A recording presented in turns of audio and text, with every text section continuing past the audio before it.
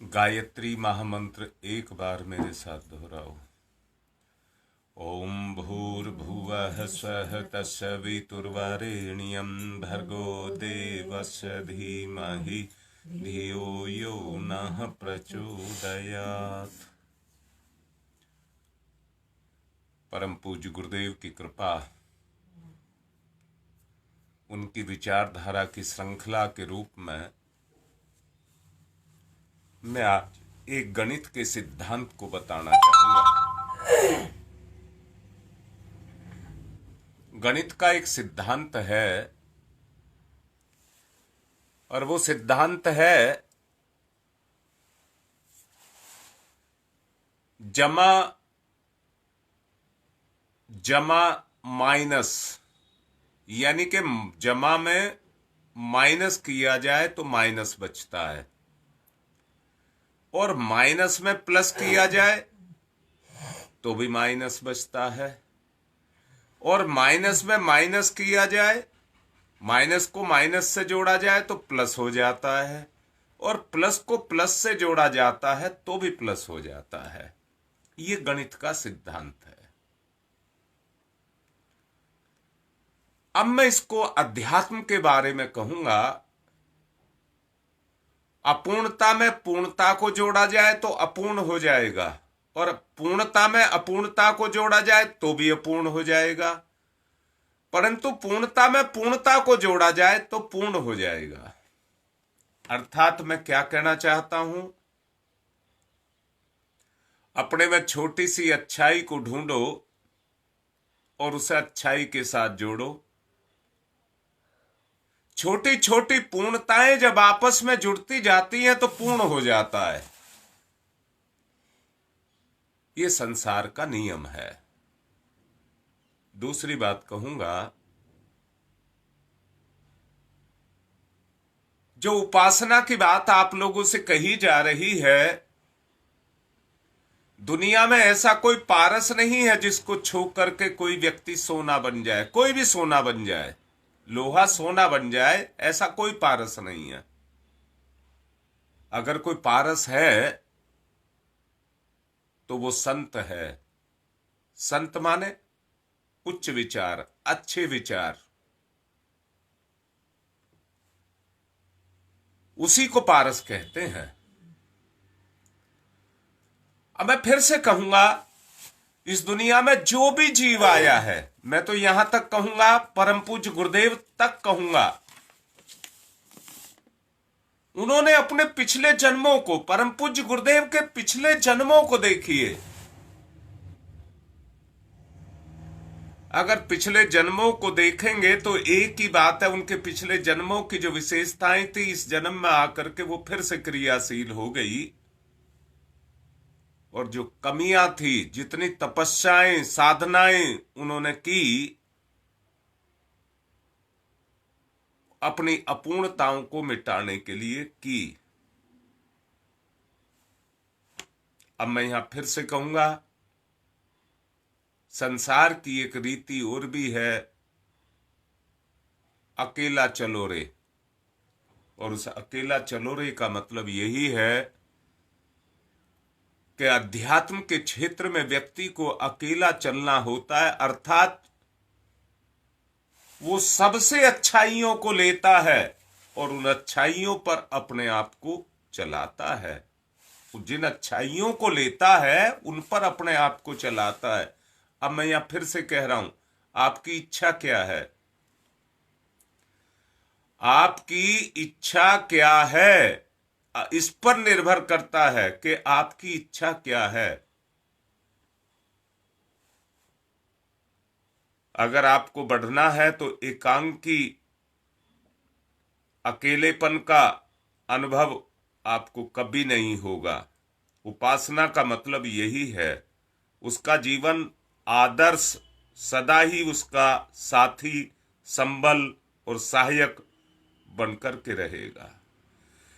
उसी के बल पर वो बड़ी बड़ी साधनाओं को के द्वारा उन बाधाओं को दूर करता हुआ चला जाएगा और इतनी सहन शक्ति उसके अंदर पैदा हो जाएगी के बड़े बड़े कार्य चलाने में वो समर्थ होता चला जाएगा, परंतु सच्चाई को देखिए, एक साथ मिलकर के उन चलने वालों का क्या कहा जाए जिन्होंने अन्याय के मार्ग को, अनीति के मार्ग को, बुराई के मार्ग को पकड़ करके रखा हुआ है, और उस मार्ग पर चलते हुए वो अपने आप को अशांत, असहाय, विक्षुब्ध, उद्विग्न महसूस कर रहे हैं। उस मिलकर के चलने का क्या फायदा है? मैं तो कह रहा हूं कि आज तक उसका फायदा किसी को नहीं मिला, हमें कैसे मिल जाएगा? इसलिए जो आदर्शों का चलता दिखता अकेला है, परंतु अपने अंदर उन विचारों को रखता है,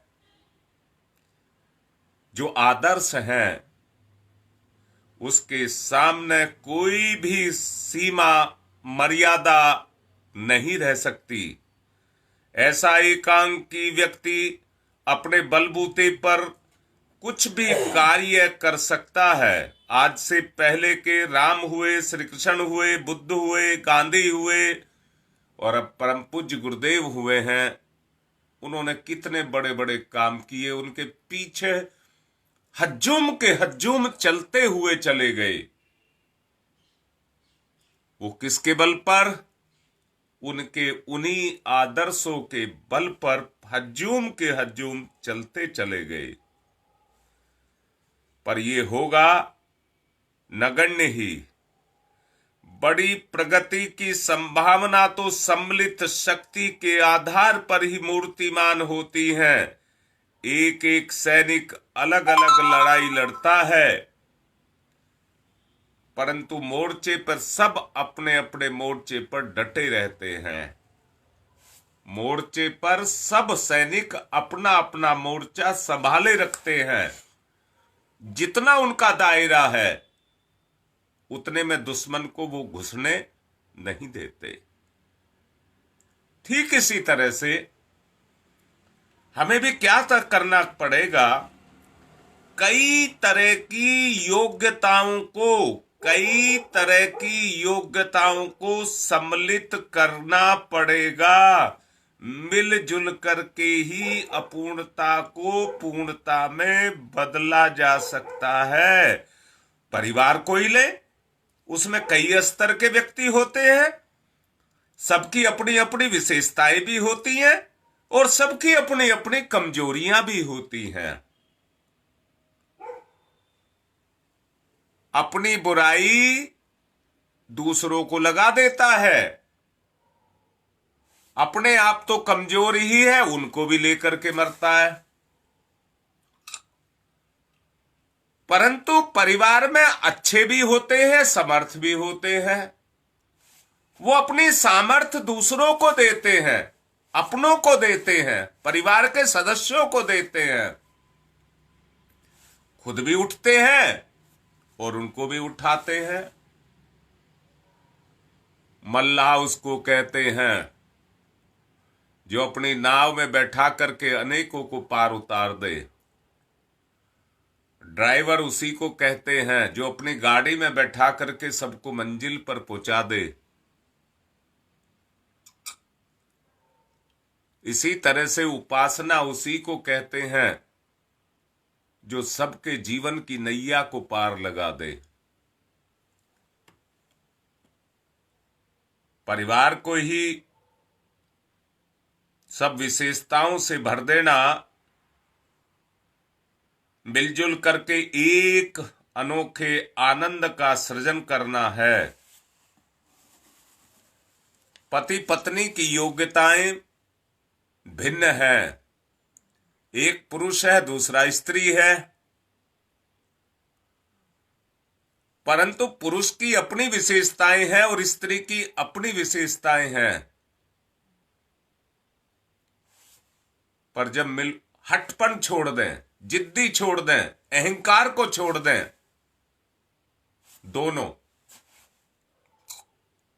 फिर मिलकर के चलते हैं तो जितनी भी अपूर्णताएं हैं वो पूर्णता में बदल जाती हैं। जितनी भी समस्याएं हैं वो सब हल होती चली जाती हैं। दोनों अपने अपनी खूबियों से अभावों की पूर्ति करते चले जाते हैं।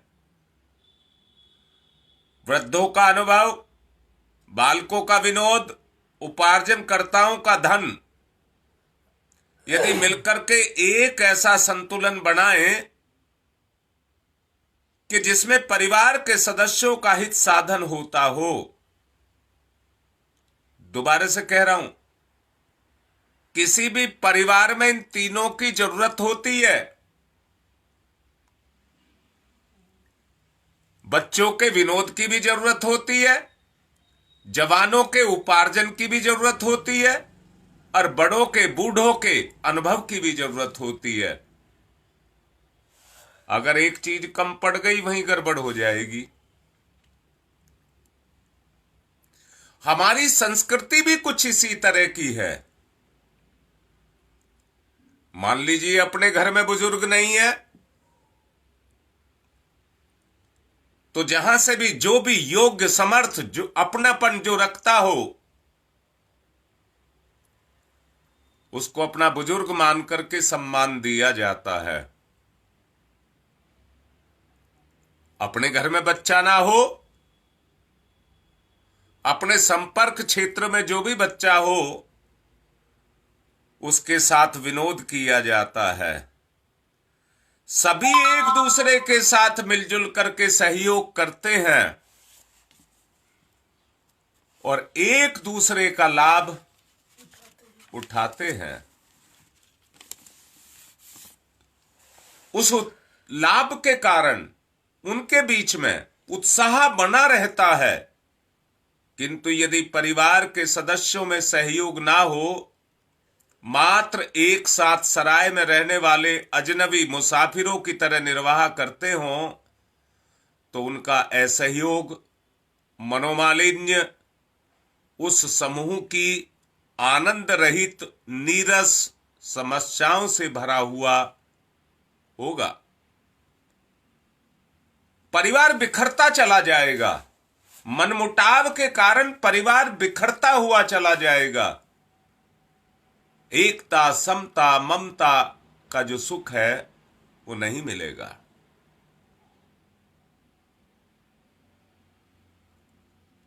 जो श्रेयस्कर होना चाहिए था, जो रुचिकर होना चाहिए था, आदमी केवल अपनी जिद्द के कारण, अपने हठपन के कारण, अपनी जिद्द के कारण ऐसा कुछ करता हुआ चला जाता है कि उसे बुराई में ही अच्छाई नजर आती है। अपनी कमी के कारण, अपूर्णता के कारण। फिर दोबारा से समझो, मैं कह रहा हूं उस व्यक्ति ने जो दूसरे में कमी निकाल रहा है,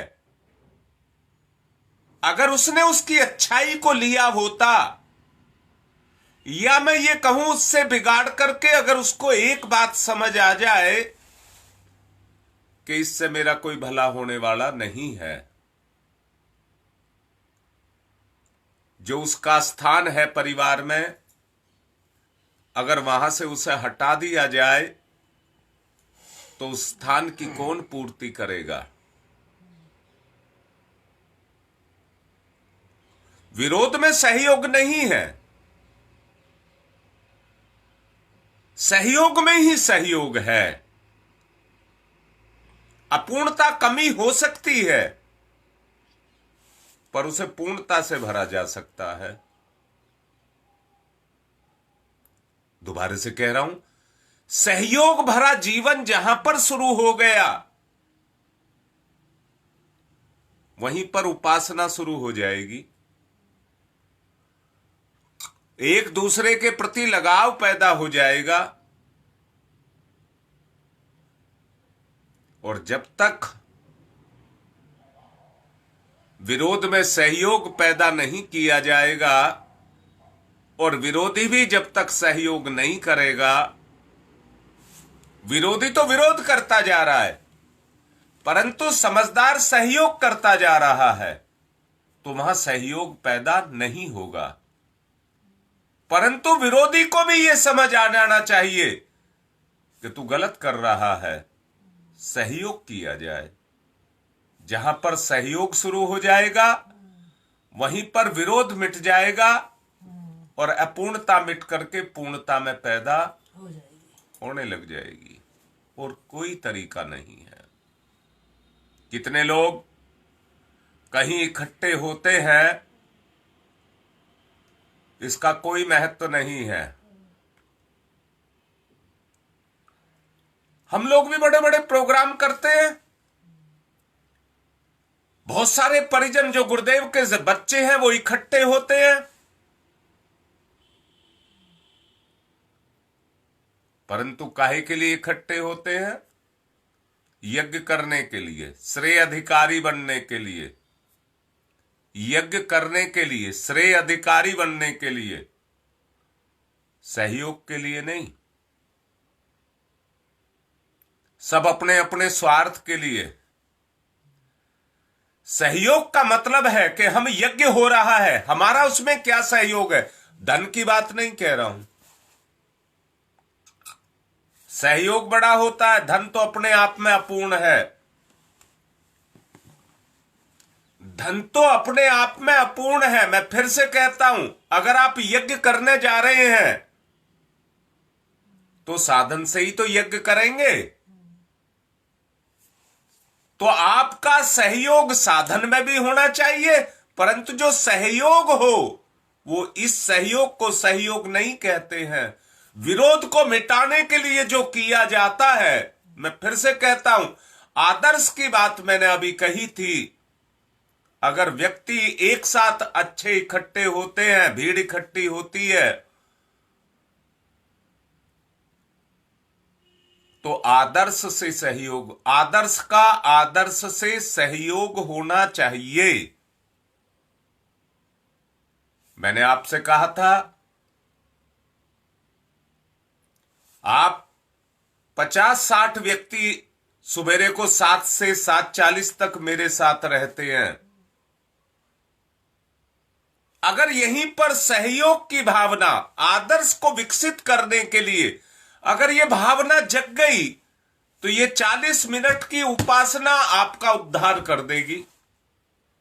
पर सहयोग, विरोध नहीं। कमी किसी में भी हो सकती है। जिसमें कमी होती है उसे बेचारा कहते हैं, और जब बेचारा अंदर से उभर करके आता तो करुणा आती है। और मैंने ही आप लोगों से कहा था, जहां करुणा जग गई वहीं उपासना शुरू हो गई।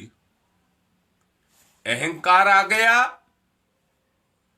तो उस विरोध पर अडिग हो जाएगा, अड़ियल रवैया अपनाएगा, और अड़ियल रवैया अपना करके वो दूसरे को कमजोर, झूठा, बेकार साबित करने की कोशिश करेगा और अपने आप को श्रेष्ठ और महान साबित करने की कोशिश करेगा। और एक ऐसा अंतर्द्वंद छिड़ेगा कि छोटा कोई नहीं होना चाहता। गलत करके भी व्यक्ति कहता है कि मैंने ठीक किया है, अपनी गलती को ही सही बताता है। पर जब आदर्श पैदा होने शुरू होते हैं तो वहीं पर आदमी को अपनी कमियां, अपनी गंदगी, अपनी अड़चन, अपनी अव्यवस्था वहीं पर दिखती है। आप लोगों ने देखा होगा, मेले ठेलों में बड़ी भीड़ जमा होती है, पर उनकी व्यवस्था बनाने के लिए प्रशासन को पुलिस की भी व्यवस्था करनी पड़ती है।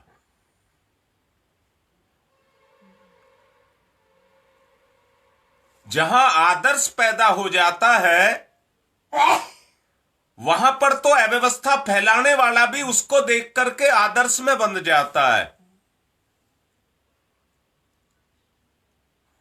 वो फिर अव्यवस्था नहीं फैलाता है, वो फिर व्यवस्था में सहयोग करता है। गंदगी अड़चन पैदा करती है, गंदगी बदबू पैदा करती है, गंदगी कमजोर करती है। इससे कुछ उद्देश्य सिद्ध नहीं होता। इसके विपरीत जहां थोड़े से भी लोग पारस्परिक सहयोग पूर्वक आदान प्रदान करते हैं और किसी निर्धारित लक्ष्य की ओर मिलजुल करके आगे बढ़ते हैं, जो सम्मेलन होते हैं वो निश्चित रूप से उनके दूरगामी परिणाम उत्पन्न होते हैं। जितने भी सम्मेलन होते हैं उनका उद्देश्य यही होता है। सम्मेलनों में अक्सर निमंत्रण देकर के व्यक्तियों को बुलाया जाता है, अच्छे व्यक्तियों को निमंत्रण देकर के बुलाया जाता है, उनको राय मशवरा दिया जाता है और उनका लिया जाता है। मिलजुल करके काम करते हैं। सम्मेलन का उद्देश्य यही होता है कि एक दूसरे के सुख दुख में सहायक बनकर रहें। जो सामाजिक, पारिवारिक, व्यक्तिगत समस्याएं हैं उनका निदान ढूंढें।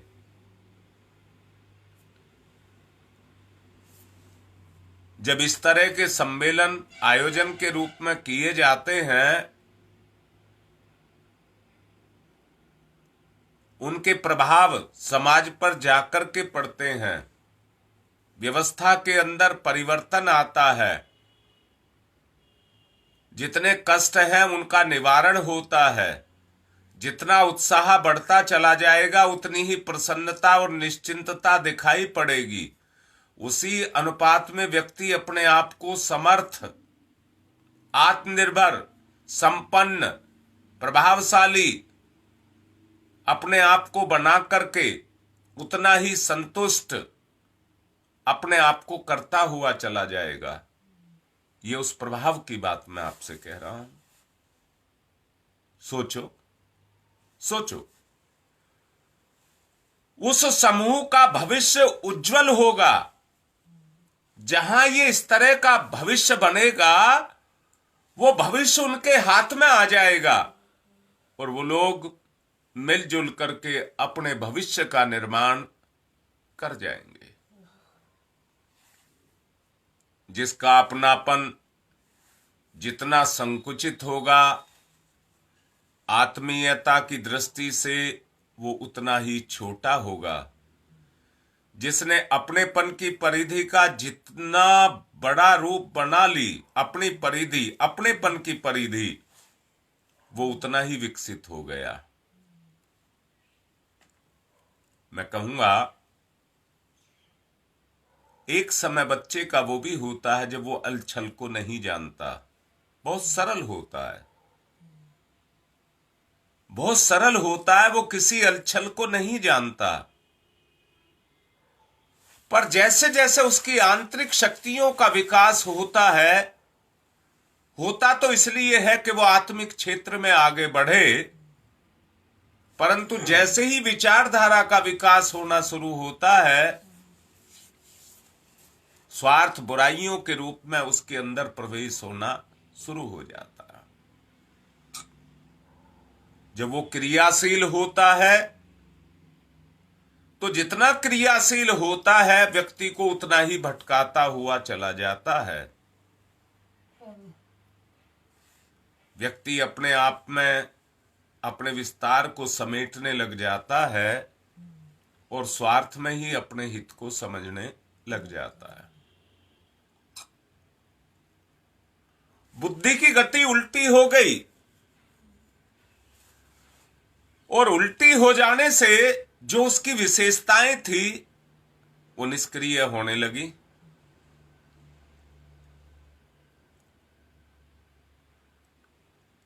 संबद्ध व्यक्ति उस सच्चे सम्मान को, उस सच्चे गुण को नहीं पा पाता जो किसी तरह से कारगर सिद्ध हो, जो दूसरे के दुख दर्द में शामिल होकर के उसके दुख दर्द को मिटा सके। उसे आपत्तिग्रस्त होने पर सहायता नहीं मिलती, ऐसा व्यक्ति अकेला रह जाता है।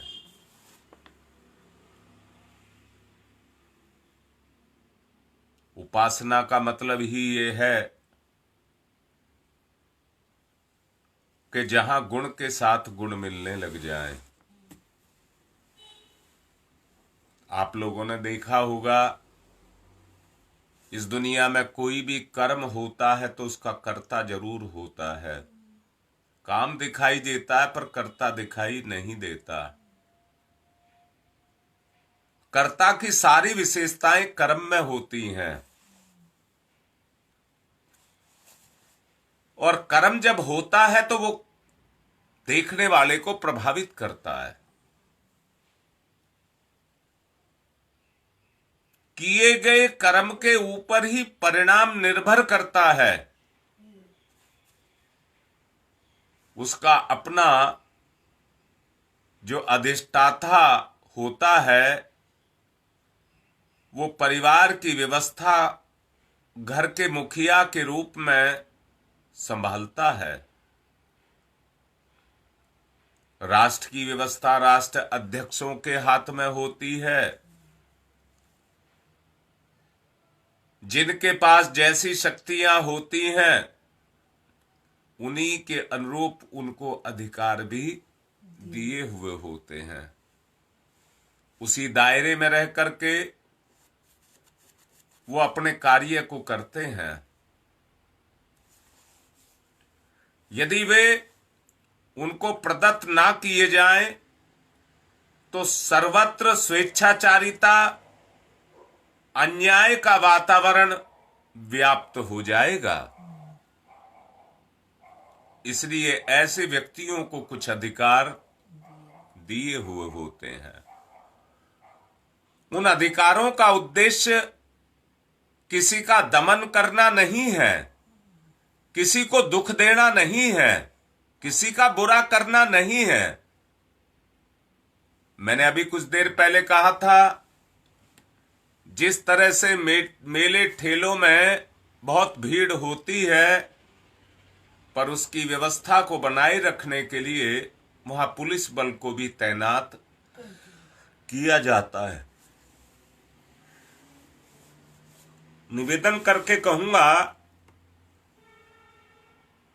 जहां आदर्शों पर चला जाता है वहां पर किसी व्यवस्था की आवश्यकता नहीं पड़ती है। राष्ट्र को चलाने के लिए जो जिम्मेदार राष्ट्रीय अध्यक्ष, मिनिस्टर वगैरह होते हैं, उनके हाथ में अधिकार होते हैं और उन अधिकारों का प्रयोग करके वो उस व्यवस्था को चलाने में सहयोग करते हैं। ऐसी ही एक निर्धारित व्यवस्था प्रकृति ने भी सब ओर अपनाई है। सूर्य, चंद्रमा अपनी नियत गति से निकलते और चलते हैं, नियमित समय पर आते हैं, ऋतुएं आती हैं, मौसम आते हैं, सबका निर्धारित समय है और हर साल आते हैं, कोई अंतर नहीं रहता। ग्रहों की कक्षाएं बंधी हुई हैं, उनमें कोई दूसरा नहीं घुस सकता, परंतु किसी को भी अमर्यादा को ग्रहण करना और उस पर चलने का अधिकार नहीं दिया हुआ है। परमात्मा ने व्यवस्था इतनी शानदार बनाई है, यदि सभी मनुष्य उसका विधि पूर्वक पालन करते चलें तो इस दुनिया में कोई अभावग्रस्त नहीं रह सकता। ईश्वर की उपासना की विधि और व्यवस्था के प्रति समग्र समर्पण का प्रतीक है। मैंने कहा, छोटी छोटी अच्छाइयां मिलकर के पूर्णता को प्राप्त करती हैं। अगर उस पूर्णता को प्राप्त करना है तो हमें छोटे छोटे स्रोतों को मिलाना होगा। नदियां जब बनती हैं तो कहीं से एक साथ इतना सारा पानी छेद नहीं धरती में हुआ है जिसमें से उबलता है। छोटे छोटे स्रोत मिलते हैं तो धारा बनती चली जाती है, फिर बड़े बड़े स्रोत मिलते हैं तो उसका विस्तार होता चला जाता है, फिर नदियों में नदियां मिलती चली जाती हैं तो उनका और भी विस्तार होता हुआ चला जाता है। यही प्रकृति का सिद्धांत है। यहां पर अगर स्थिरता है तो इसी के कारण स्थिरता है। एक स्रोत अगर अपनी गति करेगा तो कुछ दूर चल करके वो खत्म हो जाएगा। यहां अच्छाई भी है और बुराई भी है। अच्छाई की गति अच्छाई से है और बुराई की गति बुराई से है। अच्छाई बुराई को मिटाती है, बुराई अच्छाई को मिटाती है, पर अच्छाई के साथ अच्छाई जोड़ी जाए तभी अच्छाई बनती है। मैं फिर से कह रहा हूं, कितने व्यक्तियों को पकड़ा जाता है, उनको दंड दिया जाता है, परंतु सुधार कहां आता है? सुधार तो तभी आता है जब बुरा करने वाला ये सोच ले कि मुझे आगे कभी जिंदगी में बुरा नहीं करना। जो हो गया मेरी अज्ञानता थी, पर आगे कभी मुझे अपनी जिंदगी में कोई बुरा काम नहीं करना। तो वहीं आदर्श पैदा होने लग जाएगा और उसके संपर्क क्षेत्र में जो आएगा उसमें निश्चित रूप से परिवर्तन आता हुआ चला जाएगा। मनुष्य भी जब तक अपने रचयिता परमेश्वर से एकाकार ना कर पाए तब तक उसकी उद्विग्नता बनी ही रहेगी। अपनी तुच्छ सत्ता की परमात्म सत्ता के प्रति जो समर्पण का भाव है जब मनुष्य के अंदर पैदा होता है, कष्ट कठिनाइयां जब उसके जीवन में आती है और वो बचने का प्रयास नहीं करता, उनको सहता है और संसार में आगे बढ़ता है, तो जो मर्यादित आनंद है कर्म का वो उसको निश्चित रूप से मिलता है। संसार उपभोग के लिए नहीं है, उपयोग के लिए है। इसमें श्रेष्ठताएं निकृष्टताएं सब भरी हुई हैं। अगर अपने अंदर निकृष्टता है तो संसार की निकृष्टता को अपने में समेटेगा। अंदर से मन को देखो, ये सब कुछ अपने में समेटना चाहता है। और कितना चाहता है? सारे ब्रह्मांड को, सारे संसार को अपने में समेटना चाहता है। कर सकते हो? परम पूज्य गुरुदेव भी एक व्यक्ति के रूप में पैदा हुए हैं, परंतु उन्होंने साधनाएं की, उन आदर्शों की, अपने जीवन को उस पर चलाया, अपना आप को उत्कृष्टता की सीमा तक लेकर के गए, अपने अंदर उस सामर्थ्य को पैदा किया जिनके बल पर उनके आदर्श पूरी दुनिया को मानने पड़े।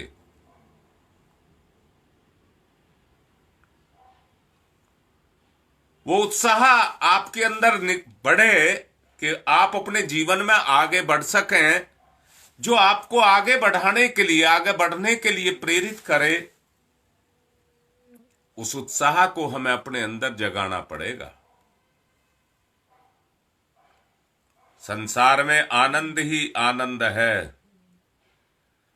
पर उपयोग करने वाला पाता है, उपभोग करने वाला सुख पाता है, परंतु आनंद के स्रोत को बंद कर देता है। त्याग के साथ आनंद है, भोग के साथ आनंद नहीं है। हम संसार का भोग करना चाहते हैं, मिटा देना चाहते हैं, तो हम कैसे बनेंगे? भगवान का उद्देश्य हमें जन्म देने का, संसार का निर्माण करना, उसको आगे बढ़ाना है। परंतु जब हम एक ही चीज रखेंगे, हमें क्या मिल जाए, तो वो संसार का उपयोग नहीं, उपभोग हो जाएगा। इस जन्म को हम भोग जाएंगे और नरक में चले जाएंगे, फिर से ही योनियों में चले जाएंगे। मैंने कहा छोटी छोटी अच्छाइयां मिलती हैं तो पूर्णता प्राप्त होती है। पूर्ण से ही पूर्ण बनता है, अपूर्ण से पूर्ण नहीं बनता है। अगर अपने जीवन में उस पूर्णता को लेकर के आना है तो छोटी छोटी अच्छाइयों को हमें अपने साथ जोड़ना होगा और एक कारवां बनाना होगा। मैं अभी कह रहा था, हम लोगों ने बड़े बड़े यज्ञ किए, बहुत पब्लिक आई, परंतु यज्ञ का जो वास्तविक उद्देश्य है, अगर वो पूरा नहीं हुआ तो सब बेकार है। परम पूज्य गुरुदेव ने मदारी की तरह से अपने कार्यक्रम को डुगडुगी बजाना बताया। यज्ञ हमारी डुगडुगी है, प्रवचन हमारी बांसुरी है। जिस तरह से मदारी आता है तो एक बांसुरी बजाता है, डुगडुगी बजाता है, सबको इकट्ठा कर लेता है। अच्छी आत्माओं को एक साथ इकट्ठा करने का ही एक साधन है। उस साधन का इस्तेमाल करते हुए हम सबका भला करें, सबका अच्छा करें, सबका मंगल करें। सोचो, अगर इस तरह की मानसिकता हमारी पैदा होती हुई चली जाए तो सर्वशक्तिमान सत्ता के प्रति भाव भरा समर्पण हमारे अंदर पैदा होता चला जाए, और जब उस पर हम अपने कर्म को करते चले जाएं तो वही कर्म हमारी उपासना बन जाए। बड़े ही अपनेपन के साथ मैं इस बात को आप लोगों से आग्रह पूर्वक कह रहा हूं, अपनी बात को विराम देने की तरफ जा रहा हूं और यही कह रहा हूं, आओ आप अच्छी आत्माएं हैं, आदर्शों पर चलो, अपने आदर्शों को ढूंढो, आदर्श से आदर्श को मिलाओ तो पूर्णता अपने आप आएगी। पूर्णता को लाना नहीं पड़ेगा। अगर आप पूर्णता के पीछे दौड़ेंगे तो वो छाया बन जाएगी, मृग मरीचिका बन जाएगी। आप उसके पीछे दौड़ेंगे, वो आगे आगे दौड़ती, उतनी तेजी से दौड़ती चली जाएगी, गैप उतना ही रहेगा। इस फासले को भर लें जो हम दोनों के बीच में पैदा हो गया है, और उसको भरने से कैसे भरेगा? आदर्श से आदर्श को मिलाओ, अच्छाई से अच्छाई को मिलाओ और अपनी अच्छाइयों को जागृत करो। निश्चित रूप से पूर्णता मिलेगी। आपको भगवान ने पूर्ण बनाया है, पूर्ण ने आपको बनाया है, और आप भगवान ने आपको पूर्णता के लिए बनाया है। जब भगवान ने आपको बनाया, जो निर्माता है, निर्माता के गुण निर्माण में होते हैं, तो भगवान के गुण हमारे अंदर हैं। उन गुणों को हमको आत्मसात करना है जो हमारे अंदर हैं। गुण ही आपको पूर्ण बनाएंगे। इसलिए गुणों पर चलें और अपना उद्धार करें। आज के विचार को यहीं पर विराम दे रहे हैं, इस निवेदन के साथ कि आप इसको अपने जीवन की साधना बनाएं। ओम शांति ही शांति ही शांति।